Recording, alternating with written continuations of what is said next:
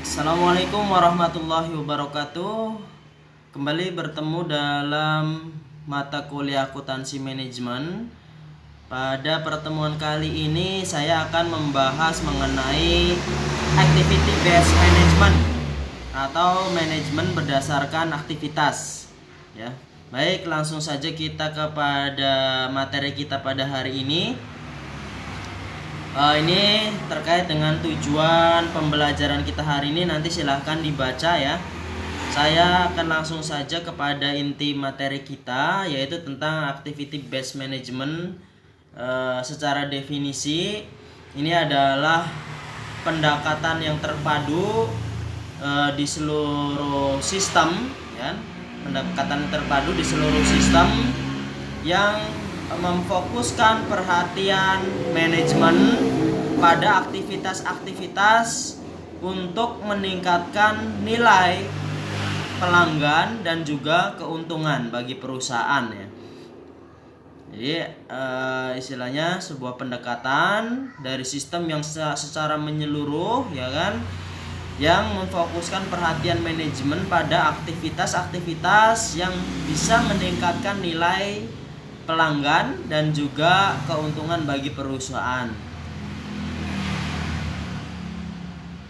Secara dimensional dari model ABM ini bisa kita lihat pada ilustrasi gambar ini ya. Kita bisa lihat bahwa ABM ini pada dasarnya terdiri dari dua section ya. Yang pertama yaitu terkait dengan penentuan atau perhitungan biaya, dan yang kedua yaitu terkait dengan penilaian dari proses ya, dari proses aktivitas tersebut. Sumber daya ya, yang kita gunakan ini adalah cost dimensionnya ya kan. Kemudian ada proses, di situ ada proses dimension, yaitu terkait dengan driver analysis ya, analisis penggerak dari aktivitas-aktivitas yang ada dalam perusahaan. Kemudian kita ukur ya kan kinerjanya, kita analisis kinerjanya bagaimana, apakah sudah efisien atau belum ya kan, dan apakah produk yang nanti dihasilkan itu memiliki kualitas seperti apa ya kan, sesuai dengan keinginan oleh perusahaan atau tidak, dan juga apakah produk kita memiliki nilai bagi pelanggan. Nah, ini ABM dalam implementasinya ya kan, ada dua activity, yaitu terkait dengan perhitungan ya kan, yaitu activity based costing ya kan, perhitungan biaya berdasarkan aktivitas. Kemudian yang kedua yaitu terkait dengan prosesnya, penilaian proses. Terkait dengan ABC itu sendiri, yaitu adalah proses mulai dari menetapkan sumber daya biaya ya kan, sumber daya biaya kepada aktivitas-aktivitas yang akan dilakukan dalam perusahaan, kemudian mengidentifikasi biaya objek dan biaya penggerak, kemudian mengkalkulasi ya kan dari aktivitas-aktivitas tersebut ya kan berdasarkan rate-nya masing-masing, kemudian menetapkan biaya ya kan, kepada biaya objeknya ya kan, ke dalam produknya, baik produk barang ataupun jasa. Sedangkan secara prosesnya ya kan, kita melakukan proses analisis terhadap aktivitas, yaitu mulai dari menetapkan nilai konten dari aktivitas tersebut, kemudian mendefinisikan sebab, akar penyebab yang dari masing-masing aktivitas tersebut terhadap setiap aktivitas, kemudian membangun aktivitas ya, aktivitas-aktivitas yang akan dijadikan dasar dalam hal perhitungan kinerja, kemudian mencari ya kan, untuk istilahnya bagaimana caranya perusahaan dapat melakukan peningkatan ya kan. Jadi mencari alternatif-alternatif atau peluang-peluang yang dapat diambil sebagai kebijakan perusahaan ya kan, untuk tentunya dalam hal mengurangi biaya ya kan. Jadi intinya pada intinya adalah ABM di sini adalah bagaimana perusahaan dapat meningkatkan keputusan, ya kan? Dan juga dalam hal untuk mengurangi biaya-biaya aktivitas, ya kan? Supaya profitabilitas perusahaan dapat meningkat, ya, dan tentunya dapat memberikan nilai bagi pelanggan. Perencanaan sistem itu dibuat, ya, untuk mengatasi masalah, ya, yang dihadapi oleh perusahaan, ya. Sistem di sini dibuat untuk mencapai suatu tujuan tertentu, ya. Tujuan dari sistem ABC, tujuan dari sistem ABM, Activity Based Management, itu adalah terkait dengan menetapkan posisi organisasi, ya, menentukan posisi organisasi saat ini dan posisi organisasi yang diinginkan untuk masa yang akan datang, ya, terkait dengan competitive positionnya, ya. Jadi nanti organisasi ini akan dibawa seperti apa, ya. Proses kemudian terkait dengan proses bisnis organisasi dan bauran produknya, ya kan, bagaimana garis waktunya atau timelinenya, periodiknya, kemudian tanggung jawab yang diberikan, kemudian terkait dengan sumber daya yang dibutuhkan untuk implementasi, serta kemampuan organisasi untuk mengimplementasikan, mempelajari dan menggunakan informasi-informasi yang baru. Jadi bagaimana perusahaan bisa mengikuti perkembangan atau perubahan situasi, ya. Kemudian hubungannya ABM dengan tanggung jawab accounting atau akuntansi pertanggungjawaban. Tanggung jawab akuntansi pertanggungjawaban adalah alat fundamental, ya. Jadi akuntansi ini adalah alat fundamental dari pengendalian akuntansi manajerial, ya. Akuntansi berfungsi untuk sebagai alat pengendalian manajerial, juga terkait dengan analisis nilai proses atau proses value analysis, ya. Digunakan untuk diantaranya memberikan tanggung jawab, ya, kemudian menetapkan ukuran kinerja, digunakan sebagai tolak ukur, ya, kemudian digunakan untuk mengevaluasi kinerja dan memberikan hadiah atau insentif, ya, terhadap capaian kinerja tersebut. Nih, ya.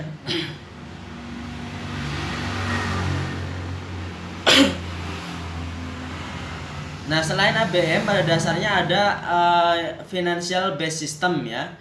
Financial based system di sini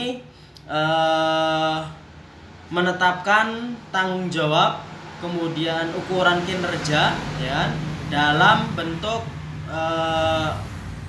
financial term, ya, dalam bentuk keuangan.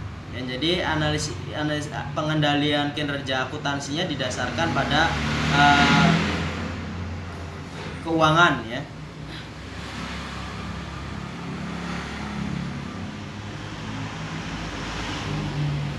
Jadi ukuran kinerja dalam hal keuangan ini berguna, financial management ini berguna di lingkungan dengan perubahan yang lambat atau sedikit, ya. Sebagai contoh, misalkan pada perusahaan pipa beton atau balok, ya, yang di sana biasanya pengaruh terhadap lingkungannya lebih sedikit. Ini bisa bisa menggunakan sistem ini. Kemudian apakah lingkungan yang terdefinisi dengan baik atau relatif stabil, ya. Jadi financial based system ini biasa digunakan pada lingkungan yang relatif stabil.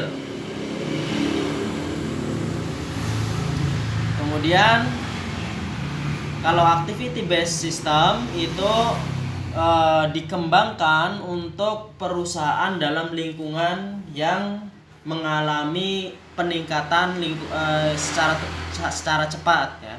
Jadi mengalami perubahan lingkungan secara cepat atau berkelanjutan. Jadi menetapkan tanggung jawab untuk proses, ya kan? Kemudian menggunakan ukuran kinerjanya. Kalau yang tadi financial based system itu hanya keuangan, kalau activity based system di sini dia menggunakan ukuran kinerjanya baik finansial maupun non finansial. Ya, ini berguna di lingkungan yang mengalami perubahan yang sangat cepat. Ya, seperti halnya teknologi komputer, ya, teknologi informasi. Nah, ini perusahaan-perusahaan yang bergerak di sini ya kan memerlukan sistem seperti ini, ya.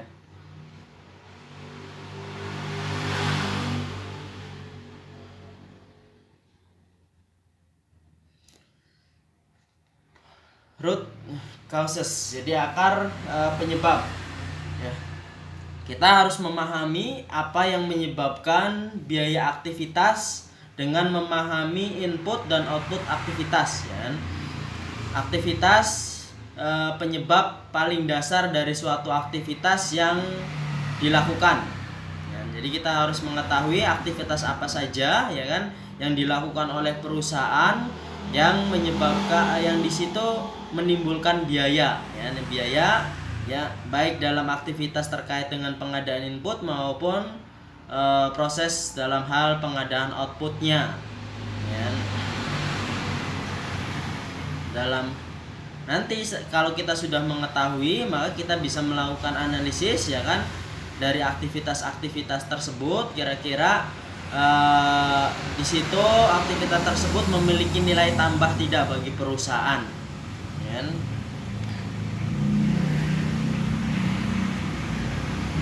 Apa itu nilai tambah, ya? Nilai tambah itu adalah aktivitas yang diperlukan untuk tetap menjalankan bisnis, ya. Jadi karena lingkungan yang terus berubah, ya kan, lingkungan istilahnya industri, ya kan, yang kita terjun di dalamnya itu mengalami perubahan yang secara berkelanjutan, maka kita memerlukan adanya value added aktivitas yang diperlukan untuk agar kita tetap bertahan dalam lingkungan bisnis kita.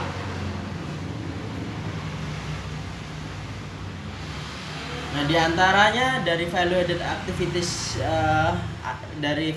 activities, diantaranya adalah perusahaan yang itu harus atau wajib untuk mematuhi peraturan hukum, ya, peraturan hukum. Kemudian diskresioner menghasilkan perubahan keadaan, ya, kemudian tidak dapat dicapai dengan aktivitas sebelumnya. Jadi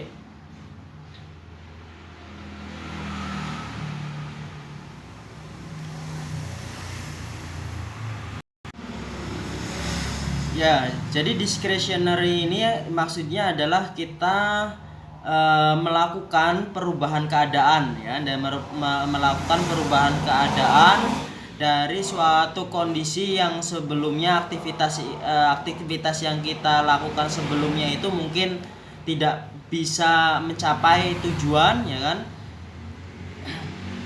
Kemudian kita istilahnya enable other activities to be performed. Jadi kita mencari aktivitas-aktivitas yang lainnya, ya kan, yang bisa dilakukan, yang bisa istilahnya memberikan nilai tambah bagi perusahaan, ya. Jadi memungkinkan aktivitas lain dilakukan, ya, dilakukan dengan biaya yang memiliki nilai tambah untuk mencapai efisiensi yang sempurna serta menghilangkan pemborosan dan mengurangi biaya. Jadi ini, ya. Jadi aktivitasnya dengan cara, ya, perusahaan yang pertama tentunya harus mematuhi peraturan hukum yang berlaku, ya kan, agar tidak menimbulkan masalah hukum, ya, di mana perusahaan itu berdiri, kemudian perusahaan melakukan usaha discretionary, ya kan, melakukan perubahan-perubahan terhadap proses aktivitas yang selama ini dilakukan yang belum dicapai, kemudian istilahnya melakukan aktivitas-aktivitas yang dapat atau memiliki nilai tambah bagi perusahaan, dan sehingga mencapai suatu efisiensi yang sempurna atau efisiensi yang diinginkan oleh perusahaan, dan perusahaan dapat mengurangi istilahnya hal-hal yang dapat menimbulkan pemborosan atau pemubaziran, ya kan, serta mengurangi biaya. Itu intinya. Sedangkan non value added itu adalah aktivitas-aktivitas, ya kan, yang pada dasarnya tidak dibutuhkan, ya kan? Aktivitas-aktivitas yang tidak diperlukan oleh perusahaan, ya kan? Istilahnya yang gagal memenuhi 3 kondisi yang menentukan aktivitas itu memiliki nilai tambah, ya kan? Yang tadi, ya, terkait dengan melakukan perubahan keadaan, kemudian istilahnya membuang aktivitas-aktivitas yang istilahnya tidak bisa mencapai tidak bisa dicapai tujuannya, ya kan. Kemudian mencari alternatif aktivitas yang bisa dilakukan yang bisa menghasilkan nilai tambah. Yang sedangkan non value added itu adalah aktivitas yang pada dasarnya tidak dibutuhkan oleh perusahaan, ya, gagal istilahnya dalam memenuhi kebutuhan perusahaan, ya kan. Kemudian menimbulkan biaya yang menyebabkan inefisiensi yang tidak memiliki nilai tambah bagi perusahaan dan juga bagi pelanggan. Nah, sekarang kita akan membahas mengenai Kaizen costing, ya. Kaizen costing ini adalah suatu usaha, ya kan. Ini adalah suatu model, ya kan. Adalah suatu usaha untuk mengurangi biaya dari produk yang ada ataupun dari prosesnya, ya, dari proses pengadaan produknya.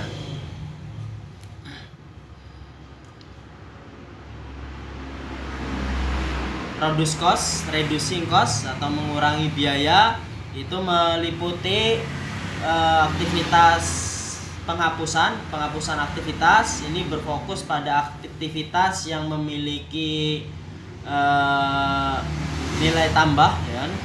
Jadi menghapus aktivitas-aktivitas yang tidak memiliki nilai tambah, dan kita berfokus pada menjalankan aktivitas-aktivitas yang memiliki nilai tambah, ya. Kemudian kita melakukan activity selection atau pemilihan aktivitas, ya. Kita memilih antara rangkaian aktivitas yang ada, ya. Jadi memilih dari sekian peluang yang ada. Kemudian activity reduction atau pengurangan aktivitas, yaitu mengurangi waktu, ya, timeline, kemudian membutuhkan sumber daya, ya. Istilahnya sumber daya apa yang dibutuhkan, ya, yang dapat memberikan nilai tambah. Kemudian activity sharing, ya, atau berbagi aktivitas, yaitu menggunakan skala ekonomi, ya. Kira-kira aktivitas mana yang secara ekonomi dapat menguntungkan, dapat meningkatkan profitabilitas bagi perusahaan.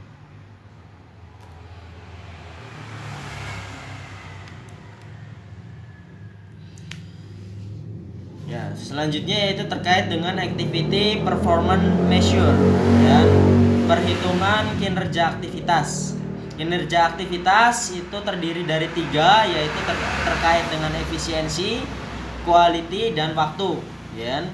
Terkait dengan efisiensi yaitu hubungan antara input dan output, ya kan. Bagaimana apakah inputnya itu sudah didapatkan secara ekonomis, kemudian proses outputnya apakah sudah dijalankan secara efisien dari sumber daya yang ada, ya kan? Apakah prosesnya berjalan secara efisien atau tidak. Kemudian secara kualitas, ya kan? Secara kualitas melakukan dengan benar, ya, sesuai dengan tujuan dari perusahaan, ya. Jadi doing it right the first time, ya kan, melakukan sesuatu hal yang benar pertama kali. Dan sesuai dengan maksudnya adalah sesuai dengan tujuan dari perusahaan, ya. Kemudian time, yaitu terkait dengan waktu,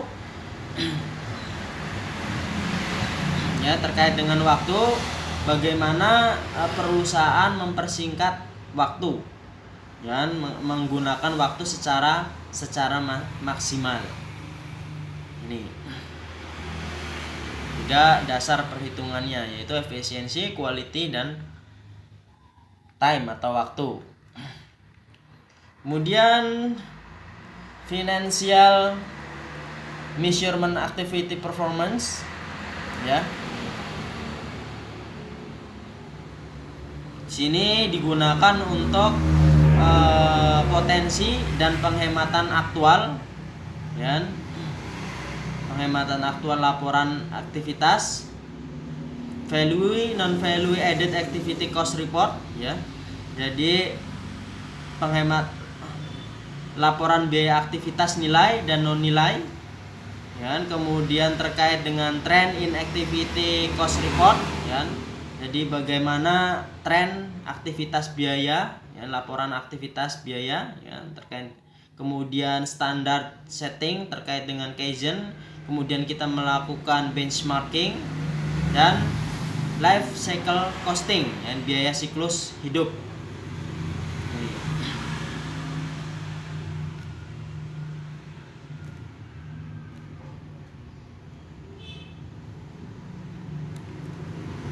Kemudian value added standard, ya. Ini istilahnya untuk menghilangkan aktivitas-aktivitas yang tidak memiliki nilai tambah, ya kan? Kemudian mengidentifikasi keluaran aktivitas yang optimal serta membandingkan biaya aktual dengan biaya aktivitas nilai tambah yang memungkinkan manajemen, ya kan? Yang memungkinkan bagi manajemen.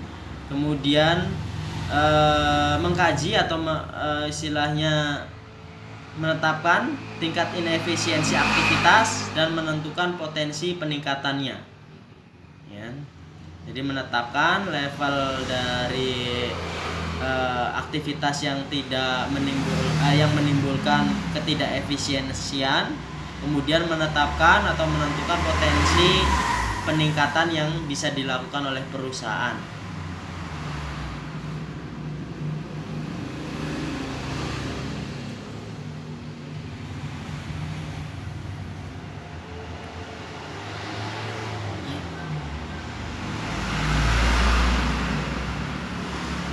Ini contoh, ya, ini sebuah contoh terkait dengan laporan biaya, di mana aktivitasnya terdiri dari 4 aktivitas, yaitu terkait dengan welding, kemudian rework atau pengolahan kembali, kemudian setup dan inspeksi.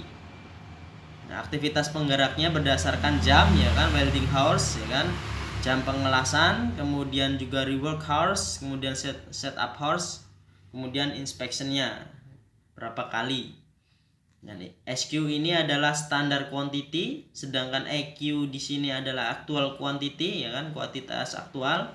Standar kuantitas, kemudian kuantitas aktual, ya kan, dan SP ini adalah standar price, ya kan, standar harga. Nah, di sini terkait dengan welding, ya kan, standar quantity yang ditetapkan oleh perusahaan adalah 10.000, ya, terkait dengan suatu produk tersebut, ya. Kemudian setelah diimplementasikan, ya, ternyata actual quantity-nya itu adalah 12.000 dan SP-nya 40.000. Kemudian rework, standar quantity-nya 0, kemudian actual quantity-nya adalah 10.000. Kemudian standar price-nya adalah $9. Setup, situ bisa dibaca seterusnya, ya.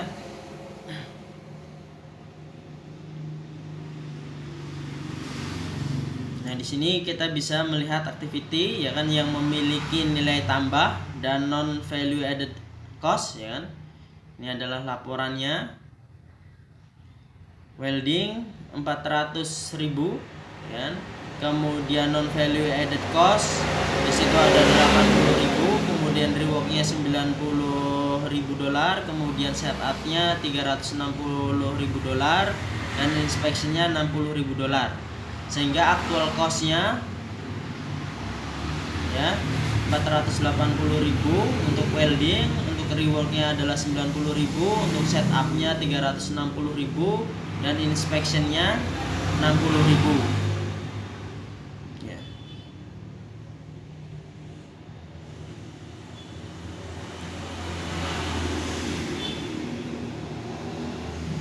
Dan reporting ini istilahnya mengizinkan manajemen untuk memfollow up aksi-aksi yang dapat diambil untuk mengurangi biaya, ya,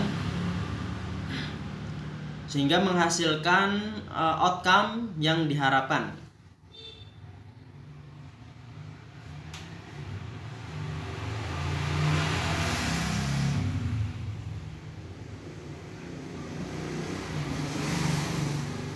Dengan kita mengetahui aktivitas-aktivitas yang ada dalam perusahaan, tentunya selanjutnya kita dapat menilai, ya, dapat menilai, dapat melakukan analisis, ya kan, dan dapat mengurangi aktivitas-aktivitas yang sebenarnya tidak dibutuhkan oleh perusahaan yang menyebabkan ketidakefisiensian. Ya, setelah itu, ya kan, setelah kita mengetahui tersebut, tentunya kita dapat melakukan, ya kan, mengambil keputusan, ya kan, dalam hal untuk melakukan efisiensi. Ya, kita bisa lihat, ya kan, dari aktivitas di sini, ya kan, ada last year activity dengan current year's activity. Di situ ada istilahnya improvement, ya kan, improvement dalam hal istilahnya penurunan biaya, ya, yang telah dibuat. Ada perubahan, perusahaan menjadi lebih efisien.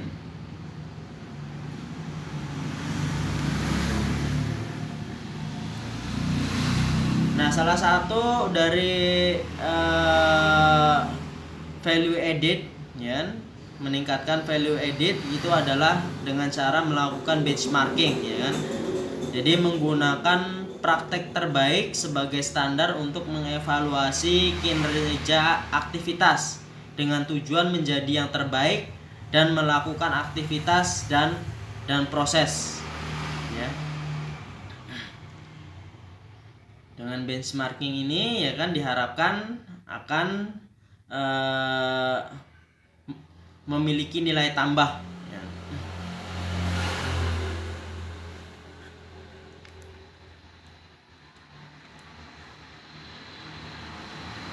Kemudian activity based customer and supplier costing, ya, yaitu dengan menerapkan pendekatan biaya berbasis aktivitas kepada pelanggan dan pemasok, ya.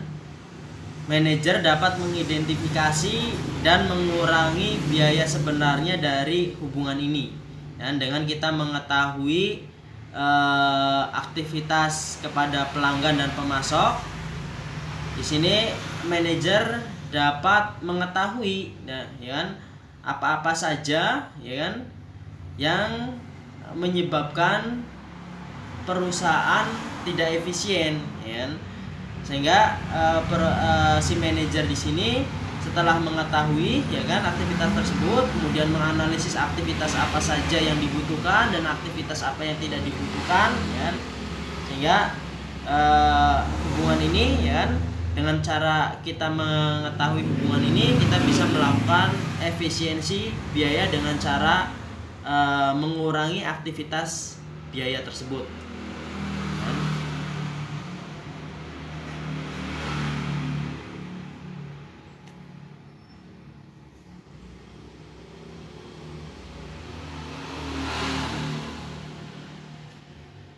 Nah, dengan kita mengetahui aktivitas, ya, aktivitas penggerak atau aktivitas biaya yang ada dalam perusahaan, kita dapat melakukan berbagai penilaian, ya kan, dapat melakukan perbandingan terhadap biaya, ya kan, biaya terbesar dan biaya terkecil dari konsumen dengan mengasumsikan dengan jumlah penjualan unit yang sama, ya kan, penjualan unit yang sama. Sebagai contoh, ya kan, ketika kita menjual secara retail, ya kan, secara kecil, ya kan, istilah penjualan secara kecil dengan penjualan yang skala besar, ya kan, dengan jumlah unit yang sama, itu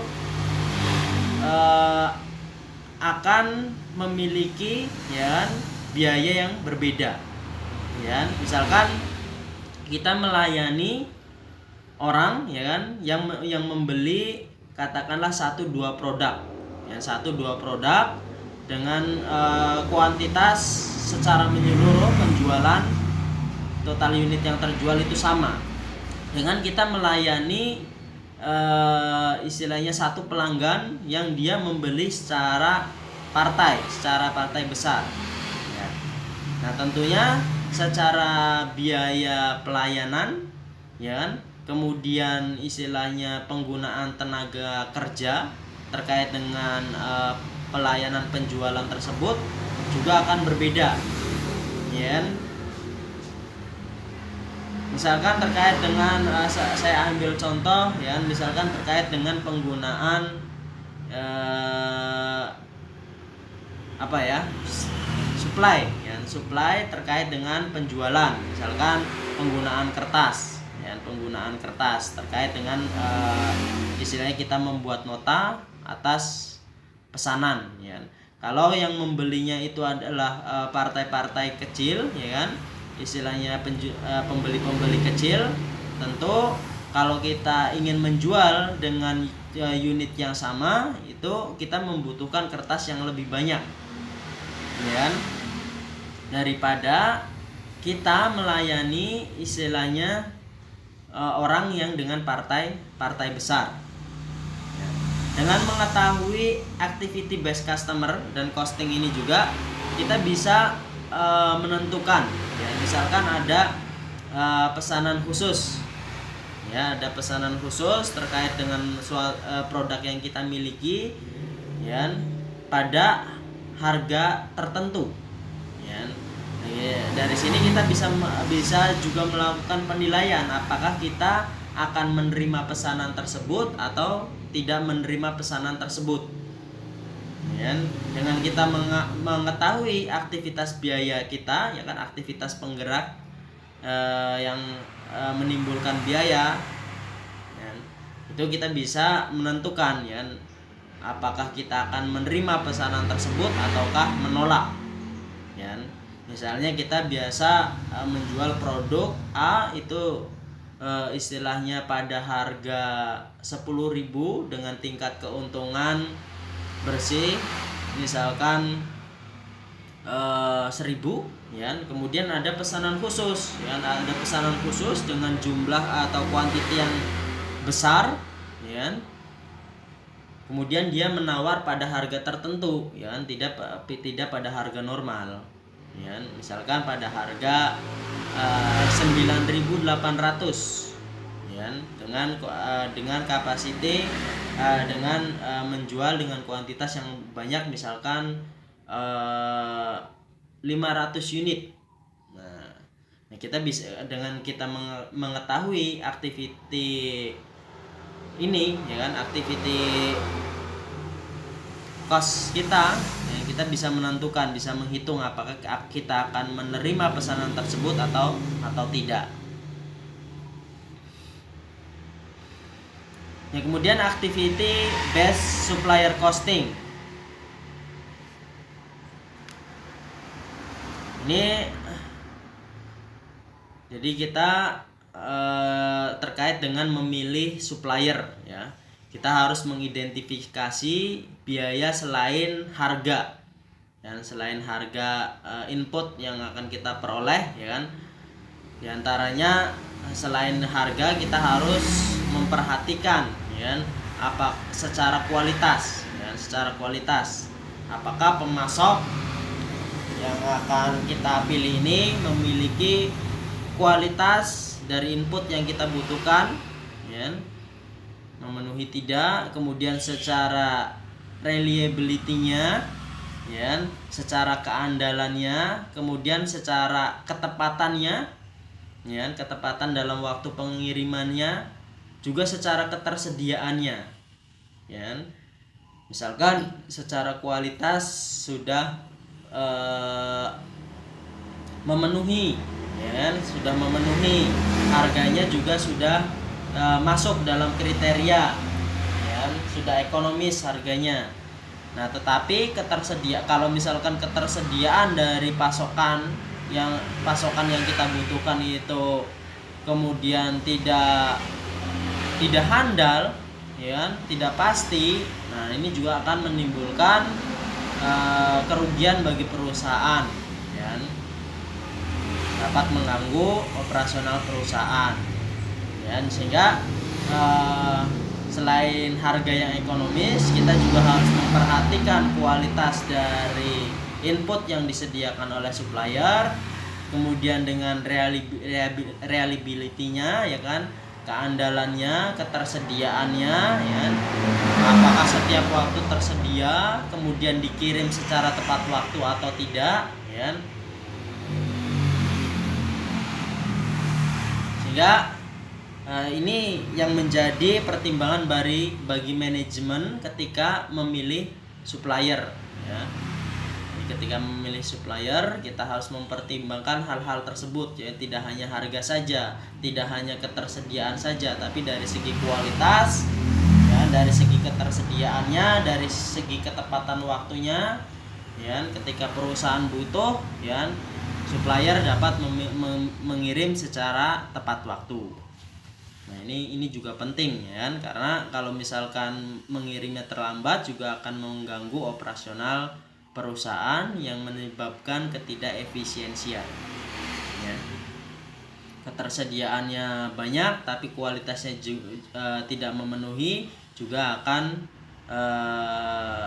menyebabkan produk kita menjadi tidak efektif, ya, tidak sesuai dengan tujuan, tidak memiliki nilai tambah bagi perusahaan.